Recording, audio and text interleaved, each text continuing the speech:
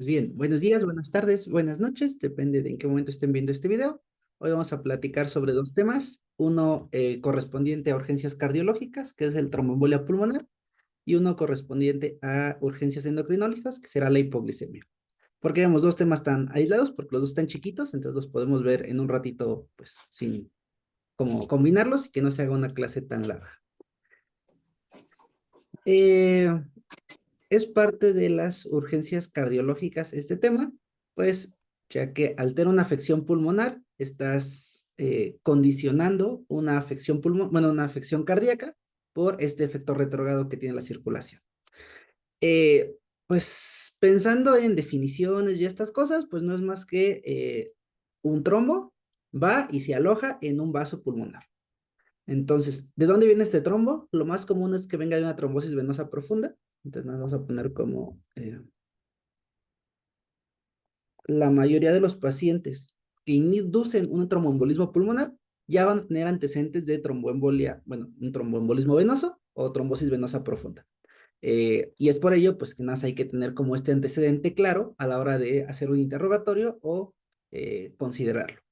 Problema de esto, pues, es que hay alta mortalidad. Es un proceso en el cual estás obstruyendo tu vía de hematos, no, sí, hematosis, ¿no? Ya se me van las palabras ya. Es culpa de COVID, discúlpenlo. Pero bueno, entonces llega a pulmón, entonces yo no puedo hacer el intercambio gaseoso de forma adecuada y esto va a condicionar que todo el sistema, tanto anterógrado como retrógrado, se vea afectado por esta incapacidad de un adecuado tráfico del flujo sanguíneo. Los aspectos clínicos de la tromboembolia pulmonar pueden ser variables. La verdad es que no es como un solo componente el que esté afectado. Y más que nada, la clínica suele variar mucho. Y ese es uno de los grandes problemas que tiene el tromboembolismo pulmonar, que ustedes no pueden decir, ah, sí, es una TEP, ¿no? Bueno, que vamos a abreviar al tromboembolia pulmonar, ¿no? Que bueno, a veces es como tromboembolia pulmonar. Esta embolia, que pues es que un trombo se desprendió, viajó y se pegó en el pulmón, eh, de los componentes más representativos de él sería paso número uno. ¿Qué le voy a buscar a un paciente? Casi todos los pacientes inician con una disnea. Ya ayer platicamos un poquito sobre la disnea y cómo esta disnea suele condicionar pues una atención médica en urgencias. La diferencia de la urgencia de la tromboembolia con la urgencia de la disnea en la tromboembolia, con la urgencia de la disnea en pues ahora sí, en un servicio de, bueno, en un problema como la neumonía, pues es el tiempo de respuesta que tenemos. En el caso de la tromboembolia, no es tan grande nuestro tiempo de respuesta porque se puede complicar muy rápido y puede generar un daño pulmonar permanente, que es lo que nos podría preocupar. Ahora vamos a hacer el mismo escenario que hacemos. Primero, clasificar qué tipo de tromboembolia pulmonar es. Para hablar de embolias pulmonares, la clasificación que utilizan es aguda, subaguda y crónica. En el caso de las embolias pulmonares agudas, son las únicas que realmente tenemos que estar pendientes del servicio de urgencia, porque eh, si yo tengo un caso de disnea, esa disnea acaba de aparecer, ¿no? Un paciente que se ha sentido como que le cuesta el aire, como que de repente sí, de repente no, no es una embolia pulmonar aguda y ya hubo una embolia pulmonar, pero clínicamente no se está representando, que en ese es el caso del subagudo. Los crónicos son pacientes que suelen hacer secundario al trombo una hipertensión pulmonar, entonces les va a dar cor pulmonare y bueno, sí es un problema, pero el problema no está induciendo una complicación para la vida. Creo que eso es lo que quiero dejar, ¿no? Solo la aguda les condiciona mortalidad en ese momento. Entonces, casi siempre las disneas que lleguen va a ser por embolismos pulmonares agudos y listo. Eh, Otra cosa de las clasificaciones en la tromboembolia es un punto fundamental que hablan de la gravedad del embolismo. La forma más sencilla de verlo así es que la embolia pulmonar puede ser de dos tipos. Una embolia pulmonar aguda normal o una embolia pulmonar aguda, se le llama masiva. Esto nos habla de que o se afectó directamente una rama principal del bronquio o que se están afectando varios segmentos bronquiales y por ende la afección es mayor. Entonces, no solo va a existir pues, un cuadro clínico aparatoso, sino que la embolia pulmonar masiva la podemos encontrar como un estado hemodinámico inestable. Ujú. Entonces, ya con eso yo digo, bueno, si hay inestabilidad hemodinámica, en ese momento yo estoy pensando en una tromboembolia pulmonar masiva o de alto riesgo, porque pues ese paciente se me puede morir. De ahí las dividen en submasivas o inestables, bueno, no importa. Realmente a mí, para fines de preocupación, son las tromboembolias pulmonares masivas. ¿Qué implica un estado hemodinámico estable? Casi siempre lo vemos a través de la tensión arterial y encontramos en estos pacientes que su presión sistólica baja por debajo de los 90 milímetros de mercurio. Entonces, esto es una señal de focos rojos y de que pues tengo que correr en círculos porque ese paciente se va a descompensar muy rápido y pues me va a generar pues una gravedad importante a la hora de hacer diagnósticos. ¿Qué me toca conocer para saber si un paciente tiene una tromboembolia pulmonar? Hay dos formas para valorar un tromboembolismo. El primero es, bueno, voy a ponerlo del lado derecho, que es, lo vemos ahorita un poquito, es qué clínica va a presentar un paciente, pero uno de los que sí me interesa que veamos es la criterios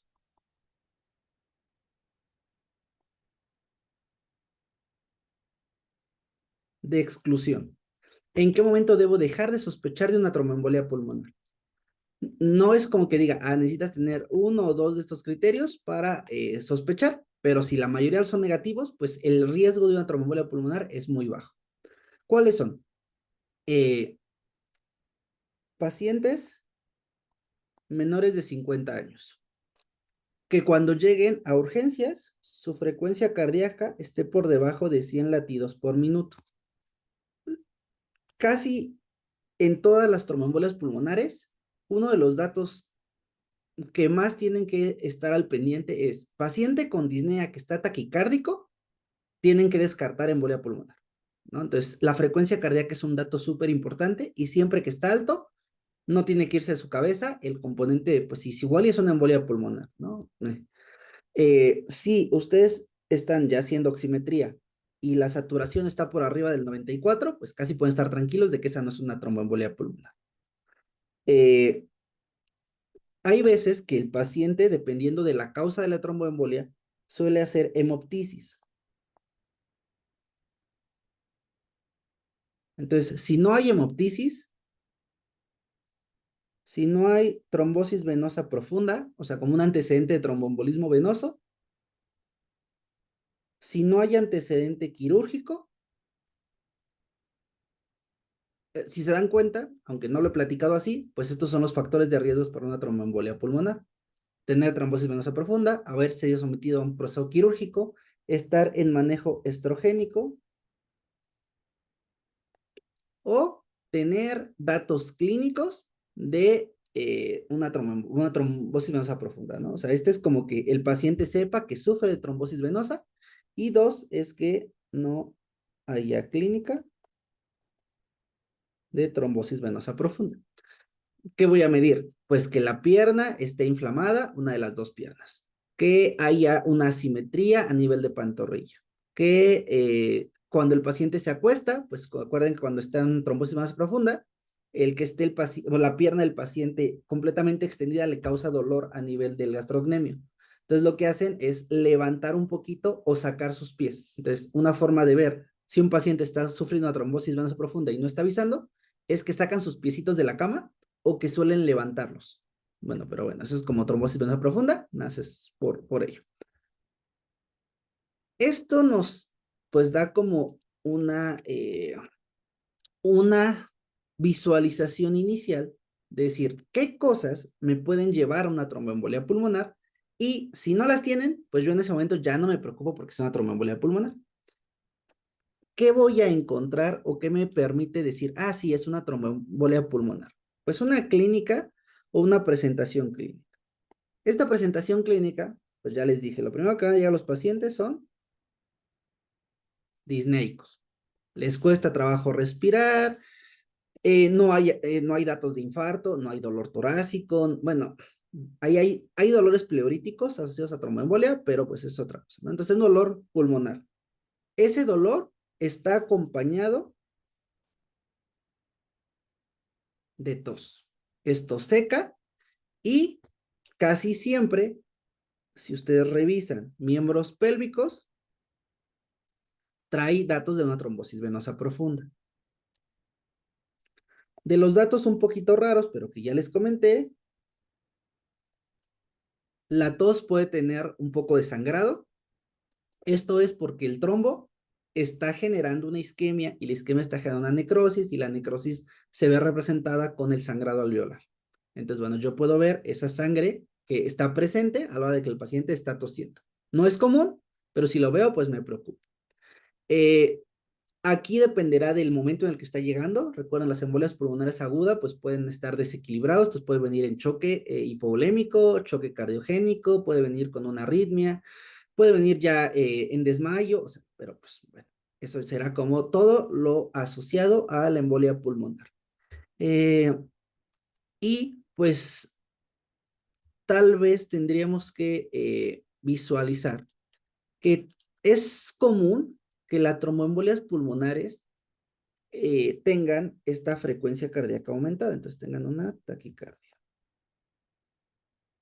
Si se dan cuenta, es completamente diferente. O sea, de aquí no hay nada que diga, ah, esto es una TEP. No, o sea, es muy complicado encontrar una TEP, así como decir, ah, sí, es mi primera sospecha diagnóstica. Entonces, lo más común es que se hagan criterios de exclusión antes. ¿Qué sí me hace a sospechar de una tromboembolia pulmonar? La progresión. Paciente sano, un paciente que no tenía ninguna complicación, que de repente le empieza a costar trabajo respirar, que está acompañado de tos y que su frecuencia cardíaca se está aumentando. Entonces, bueno, eso, por lo súbito que es el cuadro, lo único que puede meterse a ese cuadro es una embolia pulmonar. Y ya, ¿no? Realmente es un tema pequeñito, hay que ver qué hacemos, ¿no? Que es lo que sí nos importa.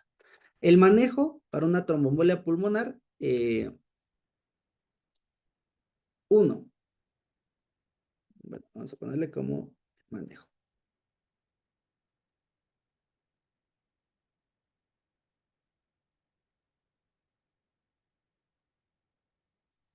Yo les decía, lo común es que estén por abajo del 94%. Si no están por debajo, pues casi descartan una tromboembolia.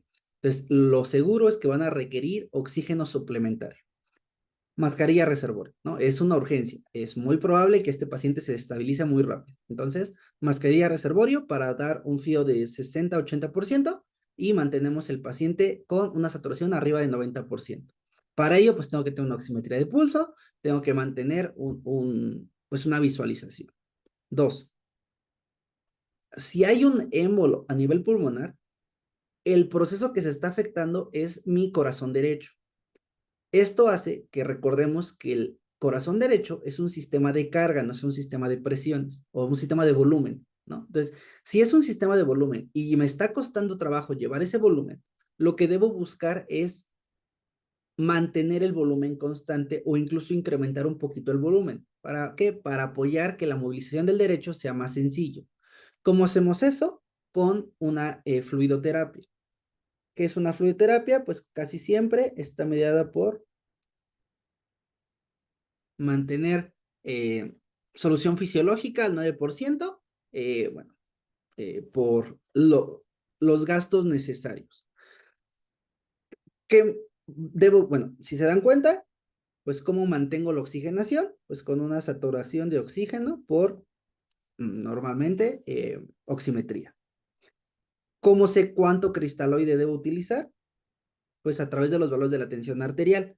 Me interesa que el paciente no se hipotense. Si se hipotensa, estoy ante una inestabilidad hemodinámica y en ese momento, pues puedo sospechar que es una TEP masiva. Pues mejor mantenemos sus niveles de TEA adecuados. Y pues nos vamos al manejo real, ¿no? O sea, ¿qué sí le va a servir a ese paciente?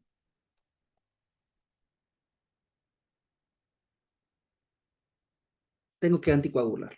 Entonces, mi objetivo es romper los coágulos que se formaron. Al ser un émbolo, pues ese émbolo trae contenido celular, pues debo romper el coágulo. ¿Cómo puedo romper el coágulo? Pues hay diferentes tipos de heparinas que me permiten ayudar a eso. Por eh, un poquito de, ay, se me pone la palabra, como estudios, metaanálisis, se dice que es un poco más útil, no es mucha la diferencia, la heparina de bajo peso molecular.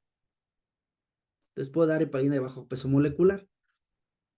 Si no tienen heparina de bajo peso molecular, no hay mucha diferencia con la heparina no fraccionada. Su objetivo es mantener una anticoagulación óptima. Hay algunos estudios que utilizan los inhibidores del factor 10, ¿no? El rivaroxaban o el fondaparinux, sí. Entonces, todos estos que son factores inhibidores del 10A, todos estos también pueden utilizarse como anticoagulantes. ¿De qué depende? De su hospital, qué protocolo siga. Pero si no tienen nada de esto, o si por ejemplo, otro que es común que se utilice, lo voy a poner de azulito, porque, bueno, no, de verdecito, porque no es tanto que lo tengamos, es el dabigatran. El dabigatran es un inhibidor de la trombina. Entonces acuérdense que para que convirtamos fibrinógeno en fibrina requiero trombina de la vía de la coagulación. Entonces, si yo estoy generando un trombo o un coágulo, bueno, un émbolo, implica que ahí hay fibrina asociada. Entonces, yo tengo que reducir la formación de fibrina. Entonces, estos anticoagulantes pueden usarse y se dan combinados con la heparina. No es tan importante que lo conozcan las dosis y todas estas cosas, pero bueno, la heparina de bajo peso molecular suele darse hipodérmica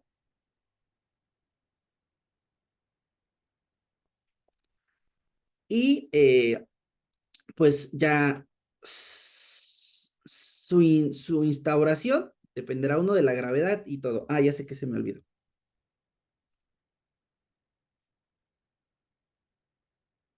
Rápidamente, el diagnóstico de una tromboembolia pulmonar. La clínica no me dice nada, entonces necesito a fuerzas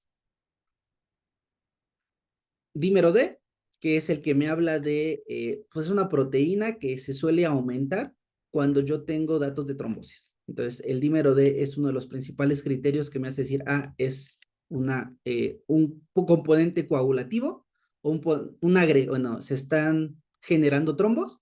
Entonces, si es un trombo con daño cardíaco, pues suele liberarse el dímero D. También es necesario, o muchas veces lo ideal, es realizar una tomografía computarizada en su fase de angiografía. Entonces, realmente en la angiografía TAC es donde se va a encontrar el trombo y el componente afectado. Entonces, bueno, si yo tengo ya eso, suele como darme más datos. Existe mm, un índice, que es el índice de Wells. Este índice de Wells lo que hace es dar un puntaje inicial para valorar el riesgo de embolia pulmonar.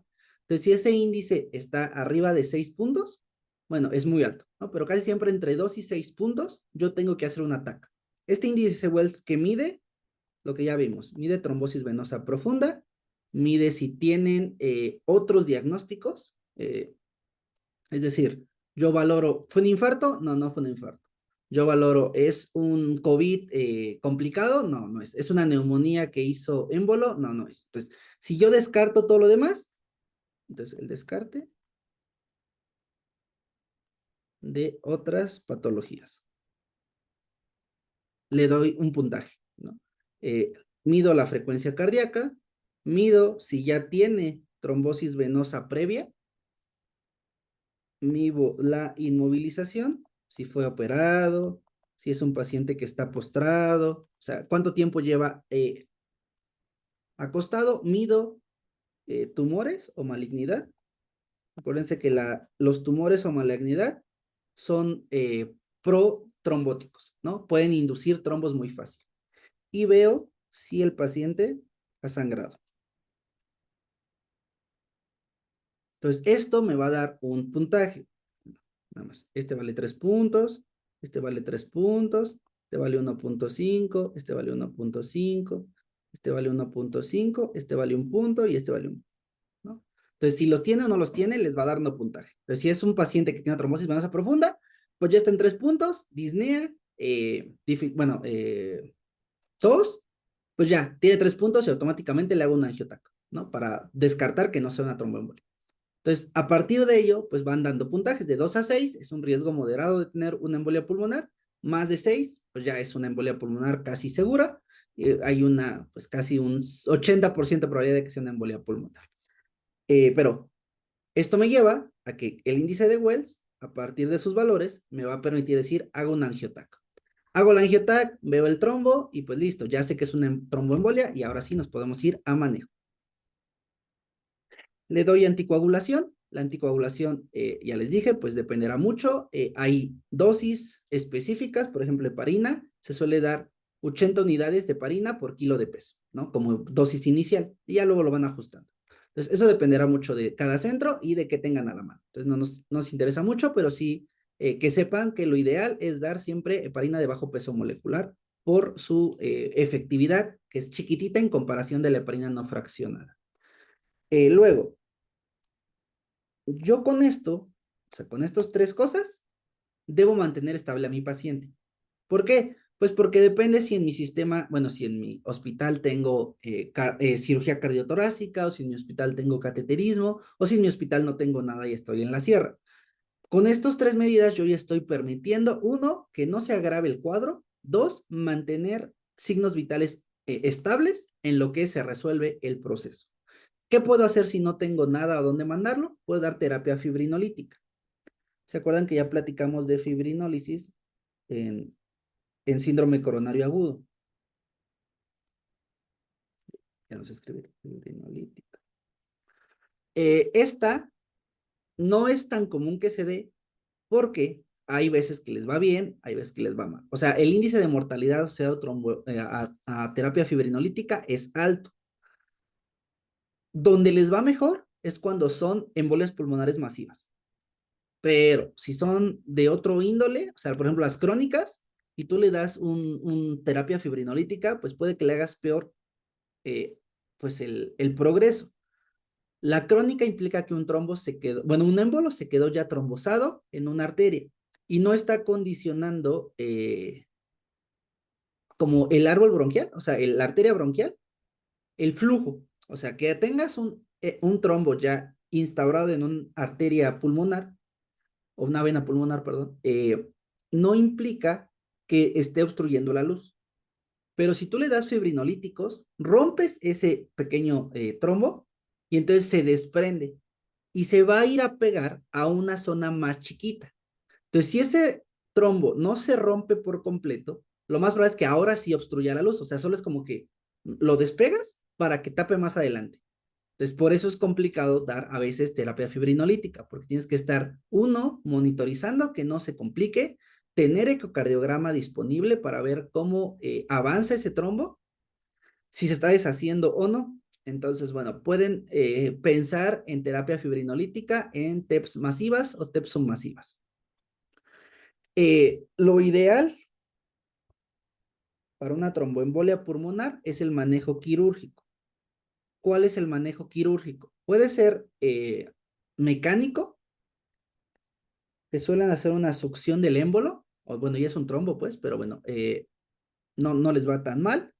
Sí hay pues, un riesgo alto porque estamos haciendo intervencionismo, o pueden hacer la tromboembolectomía.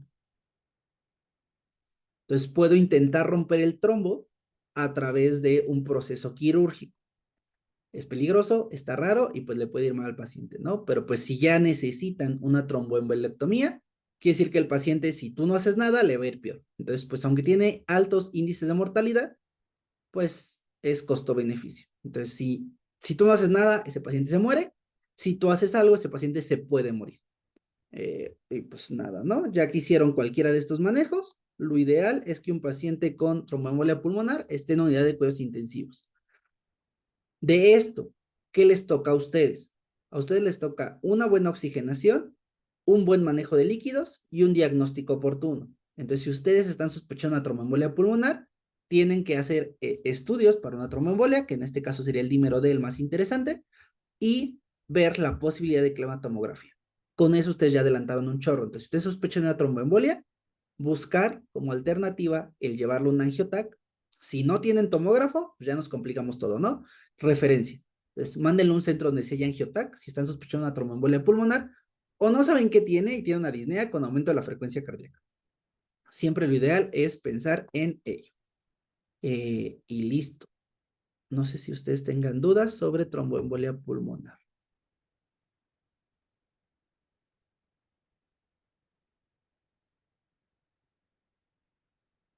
Ah, eh,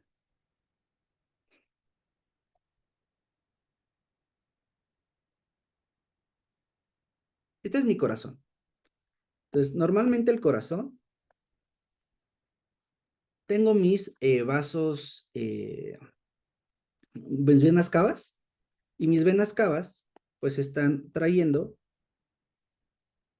todo el líquido de pues, el cuerpo. Entonces, ese líquido va a caer sobre la aurícula derecha, la aurícula derecha va a hacer contracción y se va a llenar el ventrículo derecho. Entonces, este ventrículo derecho va a salir a través de la arteria pulmonar y va a llevar, bueno, aquí se imaginan que este dibujo está bien hecho, pero bueno, al pulmoncito le va a llevar sangre, ¿no? Entonces, toda esa sangre que yo estoy dirigiendo del pulmón, del corazón al pulmón, viene bajando por la arteria pulmonar. Casi siempre cuando ocurre un embolismo, pues viene un émbolo, bueno, un trombo de venosa profunda, una trombosis venosa profunda, desprende un trombo, entonces se vuelve un émbolo, un émbolo viaja, aquí no hay nada que lo detenga porque casi siempre el calibre de los vasos siempre va a ser mayor, llega a corazón, se mueve un poquito, pasa a corazón derecho, bueno, a ventrículo derecho, sigue sin obstruir, y cuando vienen arterias y vienen bifurcaciones arteriales pulmonares, ahí se obstruye.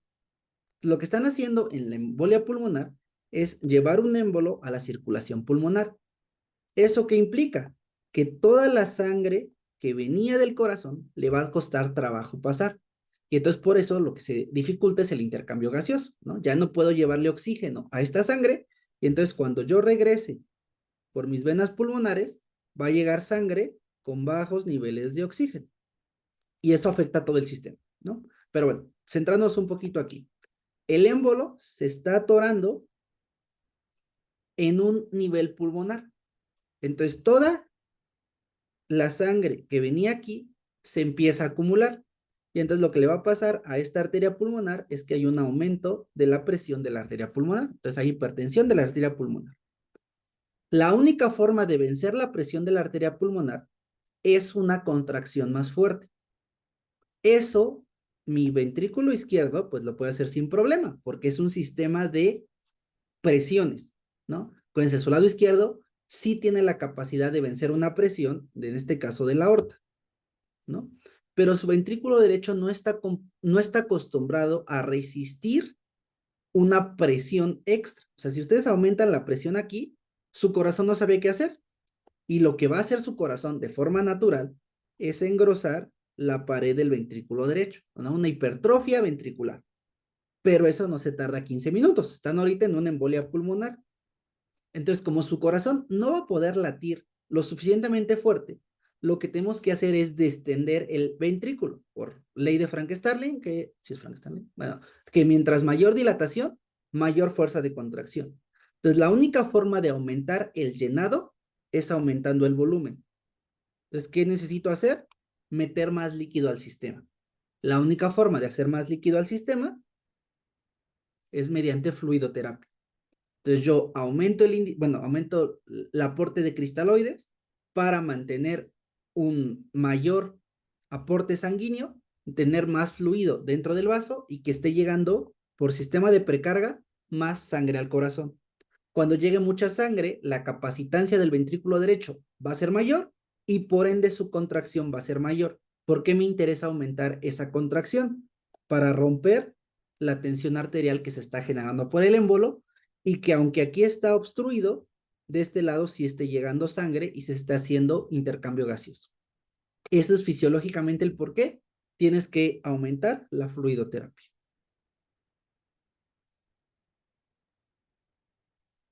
Bien. Y ya. Esto es tromboembolia pulmonar y listo. Si me acuerdo de algo más, se los platico otro día. Ahora, el siguiente temita, les digo que están chiquitos estos temitas, es hipoglicemia. Bueno, no sé si alguna tiene dudas extras de embolia pulmonar.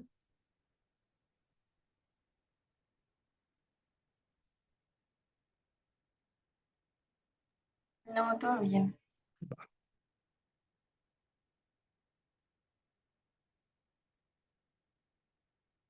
¿Qué es la hipoglicemia? Pues niveles de glucosa bajitos, ¿no? Eh, Ay, es bien complicado hablar de hipoglicemia. ¿Por qué? El primer punto es, no todas las hipoglicemias se van a tratar igual. ¿Qué es lo que vamos a utilizar para conocer si debo o no debo tratar? Bueno, no todas tengo, todas las hipoglicemias tengo que tratarlas, pero el manejo sí es diferente dependiendo de un criterio muy importante. Es una hipoglicemia de un paciente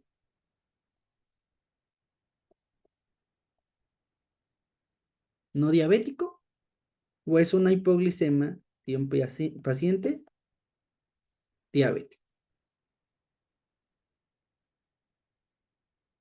Iniciaremos con el del no diabético, porque es un poco más larga, poquito, tampoco crean que mucho. Y pues, bueno, antes de eso. Queda claro, ¿no? O sea, si tienes diabetes, posiblemente es por un mal manejo terapéutico o por una mala alimentación o algo hizo que ese paciente tuviera hipoglicemia y por el tipo de fármacos que consume es normal que le esté presentando. En un paciente no diabético no tengo ni la más remota idea por qué está haciendo hipoglicemias, entonces me tengo que preocupar.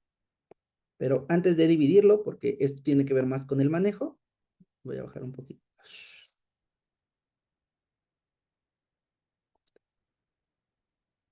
Es cómo identifico yo una hipoglicemia. La identificación de la hipoglicemia tiene que centrarse en dos componentes. El componente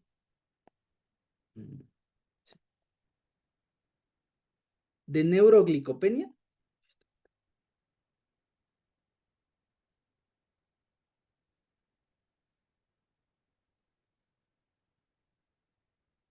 es decir, tener bajos niveles de azúcar sanguíneo hace que su cerebro sufra. Entonces va a haber datos neurológicos de falta de glucosa. Y casi siempre hay una respuesta autonómica asociada. Entonces voy a buscar signos en ambos lados. Nos daremos cuenta que la mayoría son inespecíficos, o puede pasar por cualquier cosa. La clínica de la hipoglicemia suele ocurrir, por ejemplo, la autonómica, por debajo de 65 miligramos por decilitro de glucosa, y la neuroglicopénica casi siempre es por debajo de 60. Entonces, si ya tienen datos neurológicos, es que ya está más agravado el cuadro. La hipoglicemia por bibliografía diabética lo representan por debajo de 70 miligramos por decilitro, ¿no? Esto dependerá también de el cuadro o el tipo. Pero bien, ¿cuáles son la clínica neuroglicopénica de un paciente? Un paciente irritable, un paciente confuso, un paciente que tiene una conducta poco característica, o sea, cambio conductual, No creo que a ustedes les haya pasado, pero cuando tienen hambre están un poquito más enojadas de la vida. Entonces, bueno, eso seguro no pasa, pero pues es por esto, en un dato de hipoglicemia suele haber cambios del comportamiento. Ya de los datos de alarma, eh, convulsiones, déficit neurológicos.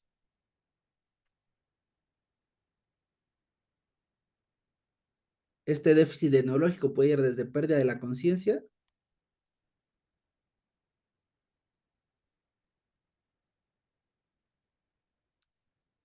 problemas visuales, eh, memoria, cálculo, lo que ustedes quieran, ¿no? Entonces puede haber estos déficits neurológicos son transitorios, entonces si empieza con un déficit neurológico, no parece que sea un EBC o parece que sea un EBC y mido niveles de glucosa, pues ya puedo decir, ah, no, era por falta de glucosa, no era otra cosa.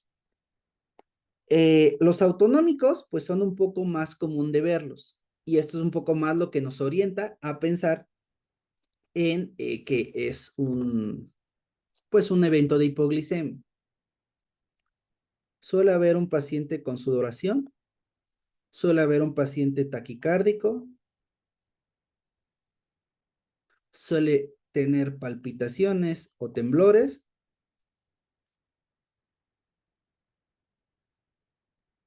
pues algo que de repente es raro valorar, pero estaría bien que le pregunte a su paciente si tiene hambre y puede dar datos de parestesias.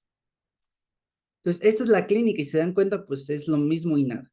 Entonces, pacientes al servicio de urgencia, pues suelen llegar por, ¿no? Se desmayaron, tuvieron un síncope y se los llevan a urgencias. No tienen ni la más remota idea qué pasa, entonces chequen si hay datos autonómicos. Si hay algún dato autonómico con una pérdida de la conciencia, pues hacen un dextroxis rápido y se orientan más o menos como está, ¿no?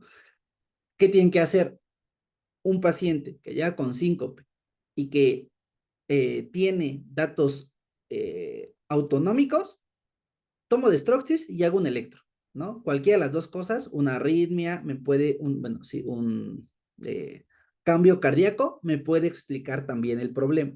Entonces, si yo hago toma de glucosa más electrocardiograma, estoy cubriendo la mayoría de los cuadros que me pueden explicar ese síncope súbito. Voy a medir la glucosa, mido que tengo una glucosa bajita, entonces pues lo único que tengo que hacer es dar glucosa, ¿no? De ahí no hay mucho peor, pero va. Eh, Pacientes no diabéticos. ¿Qué puede hacer que un paciente no diabético genere hipoglicemias? Lo más común es la falta de alimentación, ¿no? O sea, tenemos un país en el cual hay pobreza y en el cual hay pues una carga excesiva laboral. Pues va a haber pacientes que pues llevan 2 días sin comer o pacientes que llevan unas cuantas horas sin comer que estuvieron haciendo un trabajo extenuante, ¿no? Minería, maquinaria, lo que ustedes quieran, que es un trabajo físico en la cual no hubo una alimentación adecuada, pueden generar hipoglicemias. Entonces, falta de alimento puede que sea la más común. De hecho, una de las pruebas para saber si es una hipoglicemia de este tipo es una supresión alimenticia por cierto periodo de tiempo y ver cuándo se hipoglicemia, ¿no? Todo controlado. No lo vamos a ver, pero pues para pensar en hipoglicemia. ¿Qué otras, aparte de ello, debemos sospechar a la hora de pensar que mi paciente, por qué se hipoglicemió? Drogas. Aquí drogas entra desde fármacos, como pues los de los diabéticos. Hay veces que la gente tiene esta noción de suicidio con tomarse cualquier tipo de pastillas. Entonces, si en casa hay, no sé, secretagogos, pues se los toman, pues a ver si pega. Entonces, pues de repente ya se tomaron cosas que no les tocaba, entonces hay que checar qué se tomaron. Pues bueno, pensando en consumo de sustancias diabéticas, que también lo vamos a ver en el otro, pues bueno, es una de ellas. Dos, el, el fármaco, el alcohol, todos estos escuadrones de la muerte suelen hacer episodios de hipoglicemia. Entonces, bueno, no sé si saben, pero los escuadrones de la muerte son aquellas personas que se dedican a tomar, que hacen grupitos sociales en la calle y pues que solo buscan cómo tomar y qué tomar hasta perderse. Entonces, pero bueno. Y Cualquier otro medicamento que pueda causar hipoglicemia, pues es considerado dentro de esta lista, que ahí hay una infinidad de cosas. Va. Otro componente que me puede inducir hipoglicemia en un paciente no diabético son enfermedades.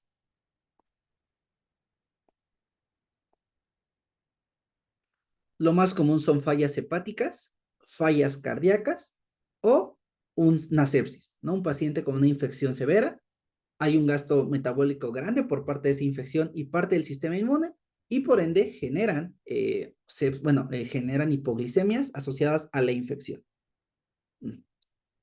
Creo que tiene sentido. Algunas deficiencias hormonales. Aquí tal vez la más representativa es fallos en el cortisol. Nos llevan a esto. Y pues si ninguna de estas cosas lo explica, ya nos preocupamos porque es una señal de que el cuadro puede ser neoplásico. Entonces, existe como cuarto punto aquellos que son productores o, vamos a ponerlo como global, un hiperinsulinismo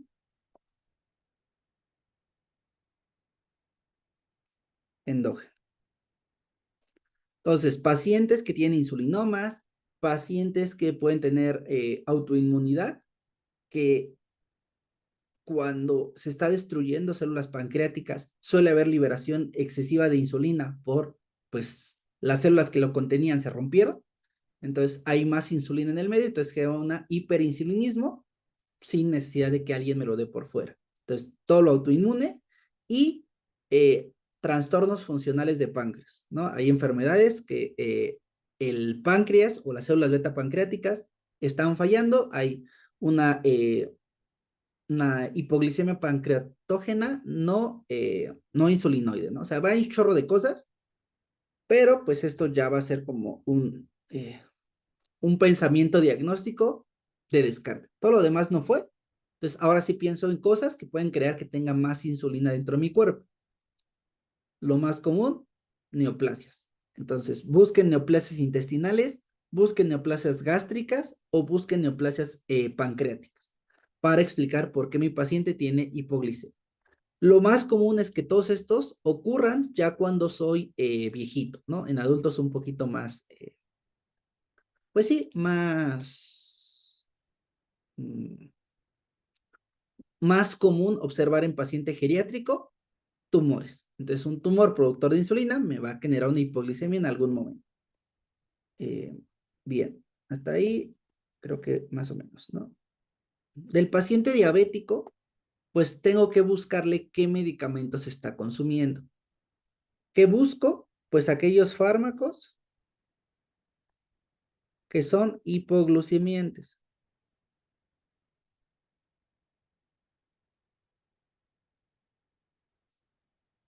En nuestro país, pues saben que lo que más se suele dar son secretagogos, se me fue, es metformina, si es glibenclamida. Estoy un poco confundido, pero bueno, suelen dar fármacos hipoglicemiantes, ¿no? De los otros fármacos hipoglicemiantes que hay que considerar es la rosiglitazona,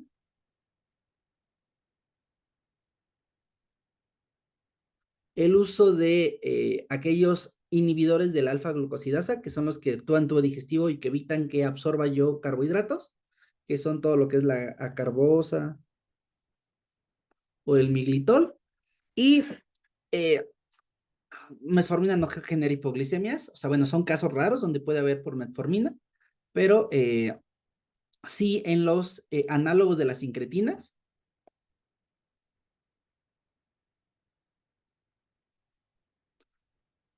o a veces ocurre que lo den por las glitazonas, no que diga por las sulfonilureas, ¿no? Que era el que me falta. Este es lo más común. Uh-huh.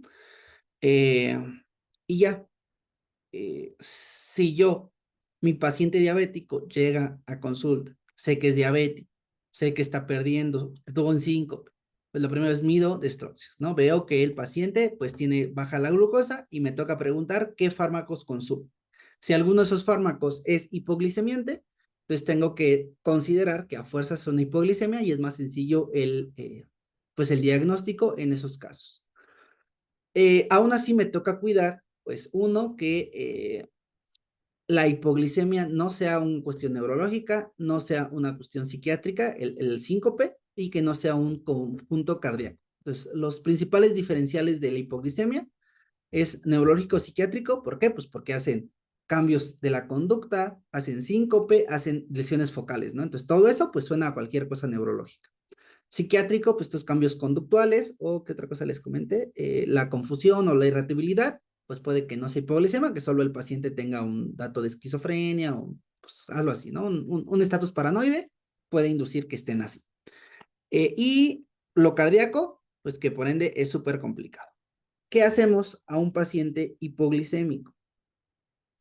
Pues paso número 1, dar glucosa.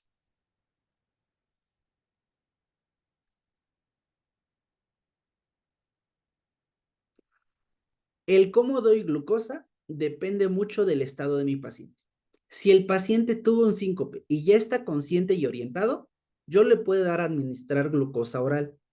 Si la tolera, pues le doy glucosa oral y siempre es mi primera línea, ¿no? Que pueda tolerar la glucosa. Si el paciente está confuso, está somnoliento, está estuporoso, en ese momento yo no puedo dar vía oral, entonces se recomienda vía intravenosa.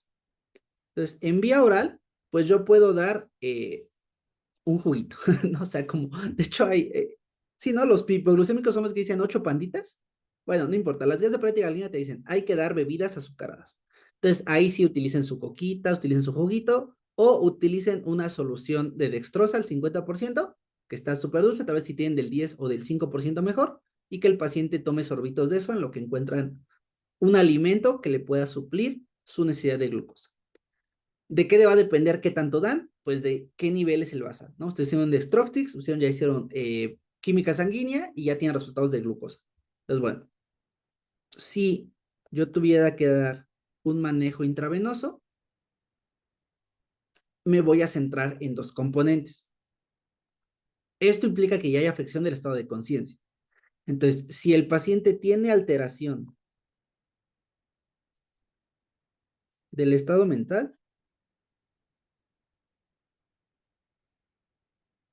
yo ya no tengo tiempo. Entonces, busco una solución de dextrosa al 50% y le paso 50 mililitros intravenosos, ¿no? Entonces, así como mentalmente tengan que tener el escenario.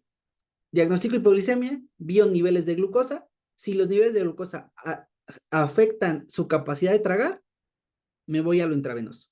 Si intravenoso veo que tiene alteración en el estado de conciencia, yo tengo que hacer un tratamiento más agresivo, entonces doy 50 miligramos de glucosa al 50%. Bueno, dextrosa al 50%. Si no hay alteraciones mentales, puedo dar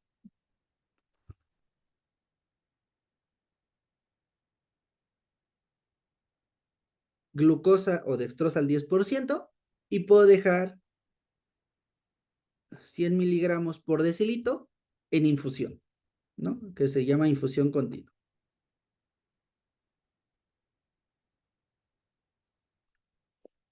Entonces, listo. Con eso, yo estoy garantizando que mi paciente tiene la glucosa necesaria para su manejo conservador. O sea, ya soluciona el problema, pues ya tiene glucosa.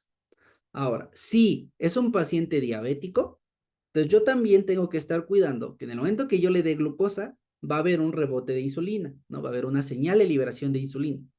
Entonces, hay veces que eso puede desestabilizar a mis pacientes diabéticos. Entonces, si yo tengo un paciente diabético, sí debo ver si tengo glucagón y si sí tengo, puedo dar 1 miligramo eh, de forma o subcutánea o intramuscular, ¿no? Entonces, 1 miligramo de glucagón es suficiente para no desbalancear el equilibrio de un paciente diabético. Suele ocurrir que Este cuadro, pues lo más común es que estén tomando sulfonilureas. Entonces, si están tomando sulfonilureas, el efecto de la sulfonilurea sigue activo. Y esto implica que aunque tú le des glucosa, esa glucosa se va a volver a ingresar a la célula. Entonces voy a volver a tener un episodio de glucosa persistente. En esos casos, yo necesito dar ocreótido.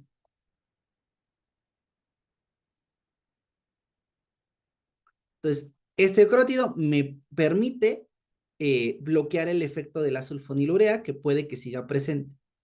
Y pues hay que tener una monitorización mucho más selectiva en los pacientes diabéticos. Se recomienda niveles de glucosa cada 30 minutos. Si hay hipoglucemia, le doy glucosa. Si aumento, o sea, si me paso, pues tengo que estar pendiente de hasta qué rubro puedo llegar, ¿no? No me vaya a hacer una hiperglicemia reactiva y pues ya ese es otro problema. Entonces, así como que rápido. Glucosa para tratar la hipoglicemia. Glucagón para evitar el desequilibrio asociado a la liberación de insulina por la hiperglicemia. Entonces, si yo estoy dando glucosa a tales concentraciones, voy a generar una hiperglicemia. Entonces, esa hiperglicemia en un paciente diabético va a ser un secretagogo de insulina. Entonces, va a ser la inducción de secreción de insulina. Entonces, libero insulina y entonces desequilibro el estado basal de mi paciente. Entonces, justo por eso doy glucagón, para evitar que haya esta disociación entre pues, los niveles de insulina y los niveles de glucagón. Y por último, pues doy ocreótido para contrarrestar efecto de sulfonilureas, sulfonilureas, y un monitoreo cada 30 minutos para ver cómo están los niveles de glucosa. Si de plano glucosa es persistente a pesar de manejo, tal vez el paciente diabético no solo tenía por medicamentos. Hay que checar que no hay pues un dato infeccioso sobreagregante o que esté teniendo, no sé, que de repente los pacientes que son diabéticos, aparte de la insulina, pues están tomando un medicamento que no les indicaron. Acuérdense, cuando ustedes llaman a la insulina, casi siempre sustituyen los fármacos anteriores. Entonces, los pacientes pues tienen en su casita todavía glibenclamida, todavía tienen rioglitazona, entonces se dan la insulina, dicen, no, como que mi glucosa sigue muy alta. Yo creo que me la voy a bajar un poquito más. Entonces toman cosas, entonces tienen efectos duales de medicamentos que ya no deberían tener. Entonces es muy importante que valoremos si el paciente no tomó algo extra que pueda estar explicando la hipoglicemia cuando son diabéticos. ¿Qué otra cosa les debo platicar? Así de los no diabéticos, ¿no? Hago lo mismo, doy administración de glucosa y yo, gracias a eso, pues ya tengo mi paciente sin hipoglicemia, pero se vuelve más complicado porque lo que yo tengo que hacer es conocer, pues sí, el por qué ese paciente se hipoglicemió. Entonces, tengo que saber cuál fue la causa de que el paciente diabético se hipoglicemara y ya que tengo esa causa o tengo esa noción de qué está llevándome al paciente hipoglicémico, ay, perdón, ya que tengo el por qué el paciente está en hipoglicemia, pues me toca decidir, bueno, ya sé que tiene hipoglicemia por deficiencia de cortisol. Entonces tengo que hacer todo el abordaje para ello y dar un manejo dirigido al proceso, ¿no? Entonces, de este lado, mi paso número 2 es un terapia individualizada. Si es un paciente alcohólico, pues tengo que hacer manejo con paciente alcohólico con suero y aparte tengo que dar una restricción de alcohol y manejo psiquiátrico y todo este tipo de cosas, ¿no? Si es un paciente con una enfermedad crónica como una insuficiencia hepática, pues tengo que ver la causa de la insuficiencia hepática, si tiene corrección, si no tiene corrección y qué le puedo hacer. Entonces, en general, el protocolo de manejo de un paciente no diabético que hace hipoglicemia va más hacia el diagnóstico y a la terapia dirigida. El paciente hipoglicémico diabético va más hacia corrección de la hipoglicemia y el control de la glucosa que le acabo de dar, porque que yo le dé glucosa a un paciente diabético lo va a desestabilizar sí o sí. Entonces, bueno, acuérdense, la hiperglicemia casi no mata. O sea, las hiperglicemias puedes llevarlos a 800 de glucosa y el paciente va a estar como si nada, ¿no? Tal vez tenga un estado hiperosmolar, pero se corrige. Las hipoglicemias sí son mortales. Entonces, hay que corregir la hipoglicemia lo más rápido posible para afectar las menas neuronas y ya de ahí nos seguimos en el control de lo que haya pasado. Y listo. Esto sería lo que tendríamos que revisar de hipoglicemia. No sé si tengan alguna duda, ya sea de tromboembolia pulmonar o de hipoglicemias. Eso, pues entonces somos libres. Vayan a disfrutar su domingo y nos vemos el día martes. Estén muy bien.